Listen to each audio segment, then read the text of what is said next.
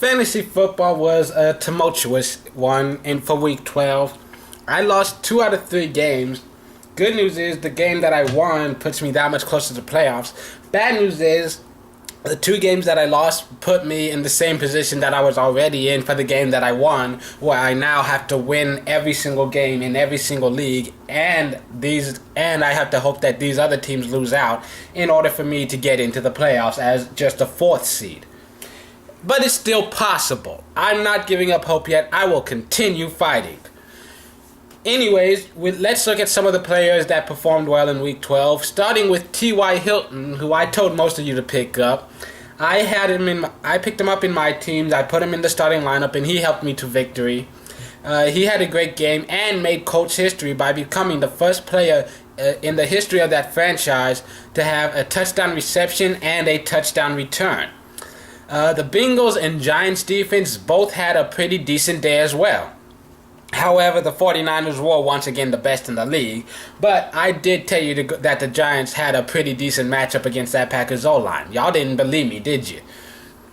Anyways, Colin Kaepernick had a pretty decent outing, though if you take away that rushing touchdown, his stat line was definitely less than amazing, but that is one of the weapons he brings to the table. He may not be an elite QB yet, but he's a good enough playmaker that he can rack up some points for you.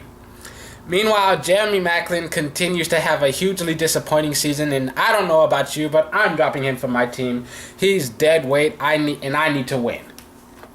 And I was definitely wrong about Miami's defense. They seem to be much stronger than I give them credit for. Either that or Seattle just really can't play away from home.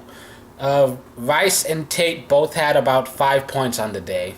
However, they were both very well targeted and could have a huge season next year once more chemistry has developed between them and the QB. And when the QB's had time to really develop as a player. And I just have to say, what the fuck? Steelers. Oh my god, I have no idea what happened there. I really don't. If you had one of their running backs on your depth chart, I am sorry, but that's really your fault. I mean, it was a bad situation going in from the get-go, and it was just horrible to watch. Unless you were like me and you were playing against someone who had a Steelers running back on their depth chart. Every single running back that was on the active roster got a carry.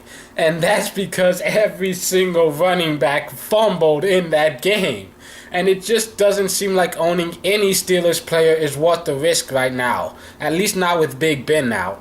No one on the offense, I should say. The defense still plays pretty damn well. But on the same subject of disappointing, Aaron Rodgers had a really bad game. Chalk that one up to the matchup. The Packers' biggest weakness on offense is the O-line, and the Giants' greatest strength is their D-line. So I think that was just a bad matchup. So it could get a little bit easier, though, because Greg Jennings is expected to return next week. And I think when he gets the Pro Bowler back in his lineup, Aaron Rodgers' numbers will go back up again. And if you picked up Bryce Brown and put him in your starting lineup, you probably won the game. I wish I'd done that. I mean, I didn't want to drop McCoy because he was my first-round draft pick, but I had 2 other decent options at halfback with Reese and Morris, but Bryce did better than both of them combined. At least if you don't count the fumbles. Morris had like 17, Reese had about 10, Bryce had 28, I think. And it's just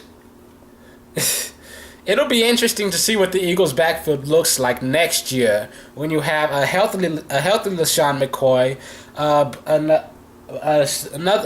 and much older Bryce Brown, and possibly a new head coach.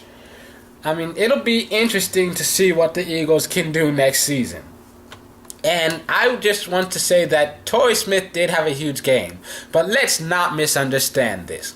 I never said that he was a bad player. He is an amazing player. He's got a lot of talent. He's a very athletic receiver. I just said that he has not been consistent this year, and I do not trust him enough to have him on my roster, especially not with the playoffs coming up. Because if you take away 4 games, there are in most of the games this season, he's had like 2-3 catches. except with 4 exceptions. And Beanie Wells and Pierre Garçon, they both returned from injuries with a vengeance and had pretty decent games. AJ Green's streak of 9 consecutive games with at least 1 touchdown came to an end, but he still had over 100 yards and will continue to be a must-start as long as he and Andy Dalton are playing together, because the Red Rocket just loves throwing to him. So that's it for fantasy football for Week 12. Week 13 is going to be a tough one. Some big matchups ahead. Playoffs on the line. Good luck to you. I'll be back here Sunday as usual with my picks the morning of. Until then, happy Tuesday to you. And if I didn't say it before, good luck.